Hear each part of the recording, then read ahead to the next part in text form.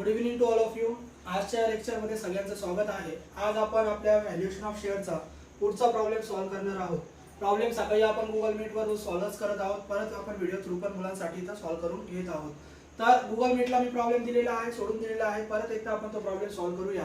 तर प्रॉब्लेम बघा, सगळ्यात अगोदर प्रॉब्लेम खूप महत्त्वाचा असतो. प्रॉब्लेम वाचल्यानंतरच आपल्याला कळणार आहे की कोणत्या मेथडनुसार प्रॉब्लेम सॉल्व्ह करायचा. तर प्रॉब्लेम वाचा सगळ्यांनी. प्रॉब्लेम बघा, मी प्रॉब्लेम वाचतोय. The financial statement of Nakoda limited Nandgaon disclose the following facts. आणि त्याची बॅलन्स शीट दिलेली आहे. बॅलन्स शीट आपण नंतर वाचू. त्याच्या खाली ऍडजस्टमेंट बघा. For the purpose of valuation of shares of the company the assets were revalued as follow. म्हणजे असेटच्या काही रिव्हॅल्यू दिलेल्या आहे, नवीन किमती दिलेल्या आहे. Goodwill is to be valued 15,000. गुडविलची व्हॅल्यू 15,000 तुम्हाला दिलेली. प्लॅन्टची व्हॅल्यू इज अंडर व्हॅल्यू दिलेली. प्लॅन्ट अंडर व्हॅल्यू दिलेली. प्लॅन्टला तुम्ही तिथे स्टार करून ठेवा. प्लॅन्ट अंडर व्हॅल्यू 15,000 दिलेली आहे. आणि स्टॉक ओव्हर व्हॅल्यू 10,000. स्टॉकची ओव्हर व्हॅल्यू 10,000. स्टॉकला पण स्टार करा. अशा आज नवीन दोन ऍडजस्टमेंट आपण शिकतोय, अंडर व्हॅल्यू आणि ओव्हर व्हॅल्यू. तर अंडर व्हॅल्यू प्लॅनची दिलेली आहे आणि स्टॉकची ओव्हर व्हॅल्यू दिलेली आहे. आणि रिक्वायरमेंट काय बघा, you are required to calculate intrinsic value of each equity share. म्हणजे प्रत्येक शेअरची परत इंट्रेन्सिक व्हॅल्यू कॅल्क्युलेट करायला सांगितली. इंट्रेन्सिक व्हॅल्यू कॅल्क्युलेट करायला सांगितली तर एकच मेथड, नेट असेट मेथड नुसार प्रॉब्लेम सॉल्व्ह करणार. आणि फेअर व्हॅल्यू सांगितली तर तीन मेथड. मग आता आपण फक्त इंट्रेन्सिक व्हॅल्यू कॅल्क्युलेट करणार. इंट्रेन्सिक व्हॅल्यूच्या प्रॉब्लेम मध्ये जर गुडविलची ऍडजस्टमेंट दिली तर पहिले गुडविल कॅल्क्युलेट करा, नंतर इंट्रेन्सिक व्हॅल्यू कॅल्क्युलेट करा. आता आपण तिन्ही ऍडजस्टमेंट वाचल्या. गुडविलची व्हॅल्यू दिलेली आहे, इयर्स ऑफ परचेसची ऍडजस्टमेंट दिलेली नाही. मग गुडविलची इयर्स ऑफ परचेसची ऍडजस्टमेंट दिली नाही तर गुडविल तुम्हाला कॅल्क्युलेट करण्याची गरज नाही. गुडविल ऑलरेडी दिलेला आहे, तिथं 15,000 गुडविल आहे. मग गुडविल कॅल्क्युलेट करण्याची गरज नाहीये. म्हणजे तुम्ही डायरेक्ट कॅल्क्युलेट करा इंट्रेन्सिक व्हॅल्यू. मग आपण इथं हेडिंग देणार इंट्रेन्सिक व्हॅल्यू. मग इंट्रेन्सिक व्हॅल्यू आपल्याला कॅल्क्युलेट करायची आहे. इंट्रेन्सिक व्हॅल्यू कॅल्क्युलेट करायची असेल तर आपण कॅल्क्युलेट करणार टोटल नेट असेट. मग आपण पहिले कॅल्क्युलेट करणार total net assets. Total net asset कसं कॅल्क्युलेट करतात, तर टोटल नेट असेट कॅल्क्युलेट करण्यासाठी पहिले असेट रेकॉर्ड करणार, असेट मधून लायबिलिटी लेस करणार. मग आपण पुढच्या ओळीवर लिहूया असेट्स. आपल्याला one by one assets record करावे लागतील.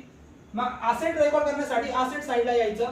सगळे असेट तुम्ही रेकॉर्ड करा. फक्त फिक्टिशियस असेट असेल तर सोडून द्या, इथं रेकॉर्ड करू नका. आणि प्रॉफिट अँड लॉस जर तिथं आलं तर ते पण इग्नोर करा, ते इथं रेकॉर्ड करू नका. आता पहिली असेट तिथं बघा, बॅलन्स शीटची असेट साइडला दिली गुडविल. मग आपण इथं गुडविल लिहिणार. गुडविल पहिली असेट गुडविल. असेटच्या लिहितात रिव्हॅल्यू, मार्केट व्हॅल्यू, ऍडजस्टमेंट मधल्या व्हॅल्यू. आणि जर ऍडजस्टमेंट मध्ये व्हॅल्यू नसेल तर मग तुम्ही लिहा बॅलन्स शीटची व्हॅल्यू. आता गुडविल बॅलन्स शीटला बघा 25,000 दिलेला आहे आणि ऍडजस्टमेंट मध्ये त्याची व्हॅल्यू 15,000 दिली. मग ऍडजस्टमेंटची व्हॅल्यू आपण रेकॉर्ड करणार गुडविल 15,000. मग गुडविल आपल्याला दिला 15,000. त्याच्यानंतर बघा पुढची असेट दिली बॅलन्स शीटला प्लॅन्ट. पुढची असेट आहे प्लॅन्ट. मग आपण लिहिणार प्लॅन्ट. प्लॅन्टला आपण स्टार केला कारण त्याच्यावर एक ऍडजस्टमेंट विचारली. मग ऍडजस्टमेंट जर असेल तर प्लॅन्टची पहिली जुनी व्हॅल्यू बॅलन्स शीटची तुम्ही इनरला रेकॉर्ड करा. मग प्लॅन्ट बघा जुनी 1,60,000 दिलेली. मग आपण इथं इनरला लिहिणार 1,60,000. प्लॅन्ट ती आपण आउटरला लिहिणार नाही कारण त्याच्यावर काहीतरी एक ऍडजस्टमेंट विचारलेली. ऍडजस्टमेंट काय विचारली बघा, तर प्लॅन्टची ऍडजस्टमेंट 2 नंबरची. Plant is under value by ₹15,000. प्लॅन्टची अंडर व्हॅल्यू दिलेली 15,000. अंडर व्हॅल्यू म्हणजे कमी दाखवणे आणि ओव्हर व्हॅल्यू म्हणजे जास्त रेकॉर्ड करणे, जास्त दाखवणे. म्हणजे बॅलन्स शीटला ही जी प्लॅन्ट तुम्हाला दाखवली 1,60,000 ही अंडर व्हॅल्यू दाखवली 15,000 ने, म्हणजे 15,000 ने कमी दाखवली. म्हणजे ही प्लॅन्ट अंडर व्हॅल्यू आहे, कमी दाखवलेली 1,60,000. मग कमी दाखवली याचा अर्थ ही रिअल मध्ये जास्त असेल. मग याच्यामध्ये रिअल अमाऊंट हिची जास्त असेल. याचा अर्थ अंडर व्हॅल्यू जर तुम्हाला कमी दाखवलेली असेल तर अंडर व्हॅल्यू तुम्ही इथं प्लॅन्ट असेट मध्ये ऍड करा. कारण ती कमी दाखवली मग त्याची व्हॅल्यू जास्त होती, ती आपल्याला कमी दाखवली. याचा अर्थ आपल्याला त्याची व्हॅल्यू परत वाढवावी लागेल. मग प्लॅन्ट अंडर व्हॅल्यू दिलं याचा अर्थ आपण इथं ऍड करणार. अंडर व्हॅल्यू जर तुम्हाला दिलं तर तुम्ही ऍड करा. Add under value. मग अंडर व्हॅल्यू किती दिली, तर अंडर व्हॅल्यू दिली 15,000. मग 15,000 याच्यात ऍड होणार आणि आउटरला आपण लिहिणार 1,75,000. ही झाली प्लॅनची नवीन किंमत 1,75,000. म्हणजे लक्ष द्या, अंडर व्हॅल्यू म्हणजे कमी दाखवणे. मग कमी जर दाखवलेली असेल तर त्याची व्हॅल्यू वाढवा, म्हणजे अंडर व्हॅल्यू त्या असेट मध्ये ऍड करा. प्लॅन नंतर पुढची असेट आहे बघा बॅलन्स शीटला फिक्स्चर. मग पुढची असेट आपण लिहिणार फिक्स्चर. फिक्स्चरची ऍडजस्टमेंट मध्ये काही किंमत दिलेली नाहीये. मग बॅलन्स शीटचीच व्हॅल्यू लिहा 5,000. फिक्स्चर 5,000. त्याच्यानंतर फिक्स्चर नंतर पुढची असेट दिलेली आहे स्टॉक इन ट्रेड. मग पुढची असेट आपण लिहिणार स्टॉक इन ट्रेड आणि त्याला पण स्टार आपण केलेला आहे म्हणजे त्याच्यावर काहीतरी ऍडजस्टमेंट सांगितलेली आहे. मग स्टॉक इन ट्रेड जर त्याच्यावर ऍडजस्टमेंट असेल तर ते आउटरला लिहू नका, ती इनरला लिहा पहिले. मग स्टॉक इन ट्रेड बॅलन्स शीटला किती दिले बघा, स्टॉक इन ट्रेड बॅलन्स शीटला दिले 80,000. मग आपण इथे लिहिणार 80,000 इनरला, त्याच्यावर काहीतरी ऍडजस्टमेंट आहे. तर कोणती ऍडजस्टमेंट आहे बघा, तिसरी adjustment stock is over value ₹10,000. Over value म्हणजे जास्त दाखवली, ओव्हर व्हॅल्यू म्हणजे जास्त दाखवली, अंडर व्हॅल्यू म्हणजे कमी दाखवली. कमी दाखवली म्हणून ऍड केली, जास्त दाखवली म्हणजे याचा अर्थ ती जास्त नाहीच आहे पण दाखवली जास्त, याचा अर्थ त्याची व्हॅल्यू कमी करावी लागेल. म्हणजे जर अंडर व्हॅल्यू दिली तर तुम्ही त्या असेट मध्ये ऍड करा आणि ओव्हर व्हॅल्यू जर दिली तर ती असेट मधून ओव्हर व्हॅल्यू लेस करा. मग ओव्हर व्हॅल्यू सांगितली याचा अर्थ तुम्ही लेस करणार, लेस ओव्हर व्हॅल्यू. मग किती ओव्हर व्हॅल्यू दाखवली, तर ओव्हर व्हॅल्यू आपल्याला दिली 10,000. म्हणजे तो 10,000 तुम्ही लेस करा. म्हणजे स्टॉक 80,000 नाहीये तर रिअल मध्ये ते आहे 70,000. म्हणजे दोन ऍडजस्टमेंट ज्या नवीन आल्या होत्या त्या आपण इथे शिकल्या, अंडर व्हॅल्यू आणि ओव्हर व्हॅल्यू. अंडर व्हॅल्यू म्हणजे कमी दाखवणे, म्हणजे ती कमी दाखवली याचा अर्थ ती जास्त होती पण कमी दाखवली, याचा अर्थ तुम्हाला अंडर व्हॅल्यू ऍड करावी लागेल. ओव्हर व्हॅल्यू म्हणजे जास्त दाखवणे, ती जास्त नाहीये पण दाखवली जास्त, म्हणजे रिअल मध्ये ती कमी आहे याचा अर्थ ती काय करायची आहे, लेस करायची आहे. म्हणजे अंडर व्हॅल्यू जर असले तर तुम्ही असेट मध्ये ऍड करा, ओव्हर व्हॅल्यू जर असेल तर असेट मध्ये लेस करा. स्टॉक इन ट्रेड आपलं झालेला आहे. स्टॉक इन ट्रेड नंतर बॅलन्स शीटच्या असेट साइडला बघा, पुढची असेट आहे बुक डेट्स. बुक डेट्स म्हणजे डेटर्स. मग बुक डेट्स आपल्याला दिलेले आहे. बुक डेटची बॅलन्स शीटला व्हॅल्यू दिलेली आहे बघा 1,25,000 आणि ऍडजस्टमेंटला काही व्हॅल्यू नाहीये. मग तुम्ही बॅलन्स शीटचीच व्हॅल्यू लिहा 1,25,000. बुक डेट्स नंतर पुढची असेट दिली बँक बॅलन्स. मग बँक बॅलन्सची बुक व्हॅल्यू आपण लिहिणार जो आपल्याला बॅलन्स शीटला दिलेला आहे 4,000. बँक बॅलन्स दिलेला आहे 4,000. त्याच्यानंतर दिलाय underwriters commission. Underwriters commission ही फिक्टिशियस असेट आहे आणि फिक्टिशियस असेट इथं रेकॉर्ड होत नाही, म्हणजे आपल्या इथं असेट संपल्या. मग इथं आपण असेटची करणार टोटल. मग आपल्या असेट झाल्या त्याची टोटल आली 3,94,000, 3,94,000. टोटल नेट असेट कॅल्क्युलेट करायची आहे. टोटल नेट असेट कसं कॅल्क्युलेट करतात, तर असेट मायनस लायबिलिटी. मग असेट मधून लायबिलिटी लेस करा. मग आपण इथं रेकॉर्ड करणार लेस लायबिलिटीज. लायबिलिटीज आपण आता इथं रेकॉर्ड करणार. लायबिलिटी साठी लायबिलिटी साइड बघायची. लायबिलिटी साइडला बघा शेअर कॅपिटल पहिले दिलं होतं. शेअर कॅपिटल आहे शेअर होल्डरचा फंड आहे म्हणजे ते लायबिलिटी मध्ये येत नाही. त्याच्यानंतर रिझर्व, जनरल रिझर्व. रिझर्व हे सुद्धा क्रेडिट बॅलन्सेस असतात. रिझर्व हे शेअर होल्डरचे फंड असतात. रिझर्व ही लायबिलिटी मध्ये येत नाही. रिझर्व नंतर बिझनेस प्रॉफिट, तो प्रॉफिट आहे, प्रॉफिट अँड लॉस. काही वेळेस प्रॉफिट अँड लॉस म्हणतात, आता इथं प्रॉफिट अँड लॉस ऐवजी बिझनेस प्रॉफिट सांगितला. तो प्रॉफिटचा बॅलन्स आहे. प्रॉफिट काही लायबिलिटी नसते म्हणजे ते पण आपण इग्नोर करणार, ते लायबिलिटी मध्ये येणार नाही. त्याच्यानंतर प्रपोज प्रेफरन्स डिव्हिडंड नवीन आलं बघा, प्रेफरन्स डिव्हिडंड. प्रेफरन्स डिव्हिडंड हा प्रेफरन्स शेअर वर असतो.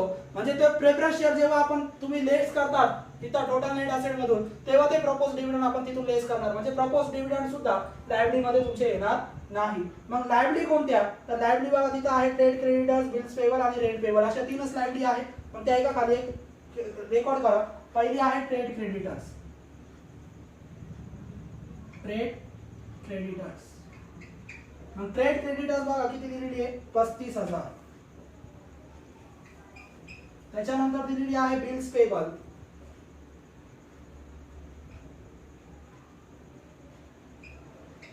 बिल्स पेबल आपल्याला दिलेली आहे 15,000 आणि त्याच्यानंतर दिलेली आहे rent payable 2,000.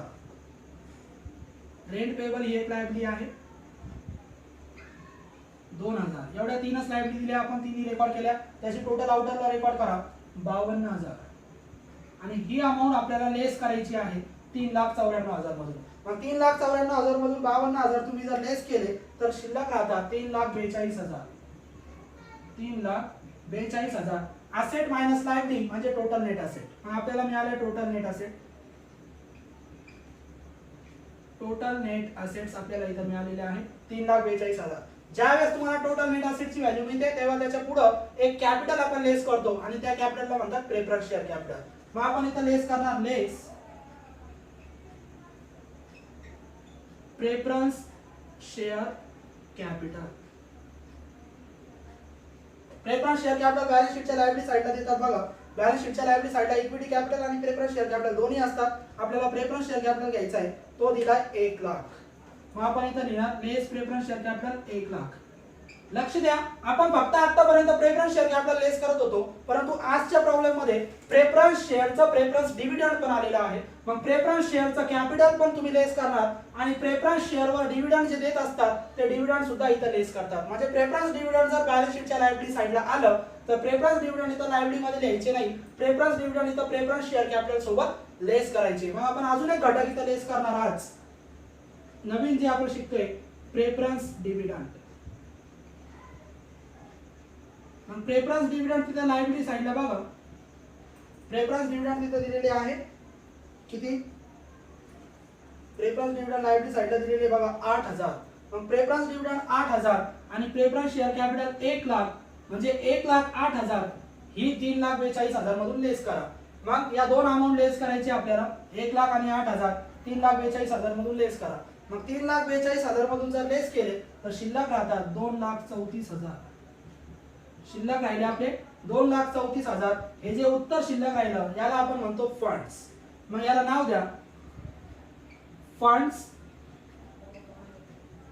Available for, कुणासाठी available असतात ते, इक्विटी शेअर होल्डर्स. आणि एकदा तुम्हाला फंड्सची अमाउंट मिळाली की पुढच्या ओळीवर इंट्रेन्सिक व्हॅल्यू सोडवायचं आणि इंट्रेन्सिक व्हॅल्यू सोडवण्यासाठी इंट्रेन्सिक व्हॅल्यूचा पहिले लिहायचा फॉर्म्युला. मग फॉर्म्युला आपण लिहिणार फंड्स